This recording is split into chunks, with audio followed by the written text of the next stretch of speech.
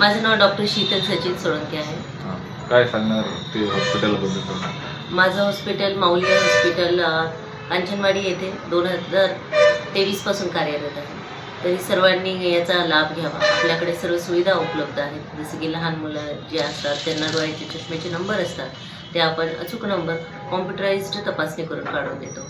मोठ्या माणसांना जे विविध डोळ्याचे आजार असतात, जसं की टेरिजियम म्हणजे डोळ्याजवळ येणारा पडदा, तो आपण बिना ग्लू टाक्याच्या साह्याने आणि बिना ग्लूच्या साह्याने देखील ॲडव्हान्स पद्धतीने लावतो. तसेच आपल्याकडे मोतीबिंदूची ॲडव्हान्स पद्धतीची फेको पद्धतीची शस्त्रक्रिया देखील उपलब्ध आहे. काचबिंदू निदान उपचार, तसेच रेटिनाची तपासणी, मधुमेहाचे जे रुग्ण असतात त्यांच्यामध्ये डायबिटीजमुळे रेटिनावर जे परिणाम होतात त्याची पण आपण तपासणी करतो. हे सगळे विविध तपास आणि उपचार आपल्याकडे उपलब्ध आहे. नेत्र जरी काही इजा झाली असेल तर ते देखील उपचार आपण करत असतो. कधी सुरुवात झाली हॉस्पिटलची? डिसेंबर 2022मध्ये. कसा रिस्पॉन्स भेटला? इथलच्या एरियामध्ये जवळपास तुम्ही बिडकीनपर्यंत जासाल तर या महामार्गावर अद्ययावत असं डोळ्याचं पहिलंच आपलं हॉस्पिटल आहे. या हॉस्पिटलमध्ये आपण सगळ्या प्रकारच्या सुविधा लोकांना उपलब्ध केल्यामुळे इथलच्या लोकांना आता गावामध्ये जाण्याची गरज भासत नाही. काय काय इलाज होते तुम्हाला? आपल्याकडे वाळवज महानगरपालिकेमध्ये जे औद्योगिक कंपनी आहेत तर तिथलचे बरेच पेशंट जे डोळ्यामध्ये बर जातात ते आपल्याकडे सुरुवातीला येतात. आपण त्यांच्या डोळ्यामध्ये गेलेली बर म्हणजे जी फॉरेन बॉडी असतो ते काढून देतो. त्यामुळे तिथलच्या रुग्णांना आपला फायदा होतो. तसेच इंडस्ट्रीमध्ये काम करणाऱ्या लोकांमध्ये बऱ्याचदा केमिकल्स जो डोळ्यात जातात तर त्याची देखील आपण तपासणी करतो आणि योग्य ते उपचार लवकरात लवकर उपलब्ध. काय काय काळजी घ्यायला पाहिजे मॅडम डोळ्याची? डोळ्यांची तपासणी ही आपण नियमित करणं गरजेचं आहे. बऱ्याच जणांना असं वाटतं की माझ्या डोळ्यांना तर काहीच त्रास नाही, पण मी कशाला तपासणी करू.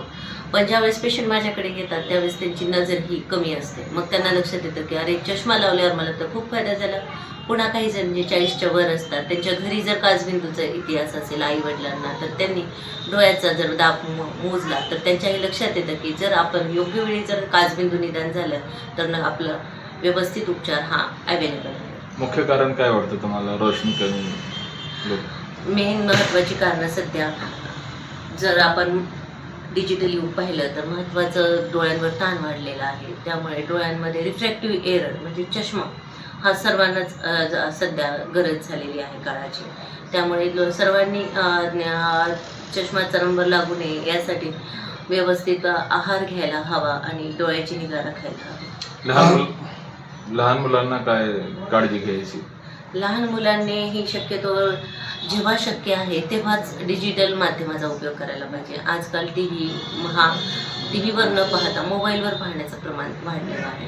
मुलं सिरियल्स, कार्टून्स ही सगळी मोबाईलवर पाहतात. त्यामुळे त्यांना जवळचं काम वाढलेलं आहे. जवळचं काम शाळेमध्ये देखील भरपूर आहे.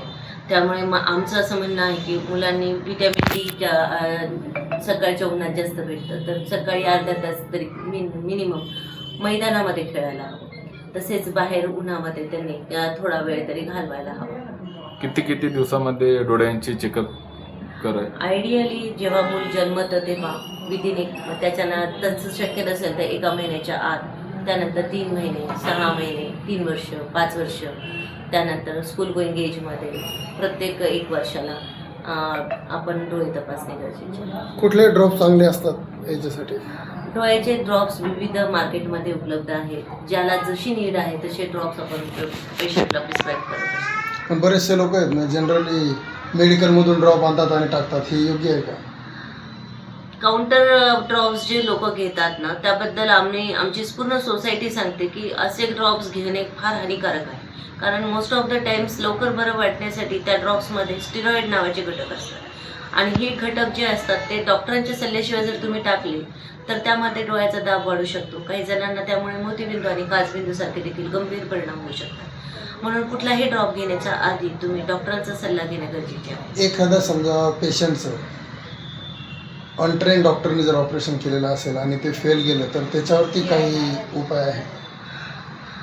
फेल जाणं ऑपरेशन हे नेमकं काय कारण आहे हे शोधणं गरजेचं आहे. बऱ्याचदा फेल जाण्याचं कारण हे डॉक्टरांवर टाकलं जातं, पण बऱ्याचदा या गोष्टीमध्ये पेशंटचा रेटिना देखील निकामी असू शकतो. त्यामुळे त्या पेशंटची योग्य तपासणी होणं गरजेचं आहे. जर त्या पेशंटचा रेटिना योग्य असेल आणि जर त्याला पुन्हा माऊली हॉस्पिटल कांचनवाडी छत्रपती संभाजीनगर येथे कार्यरत आहे.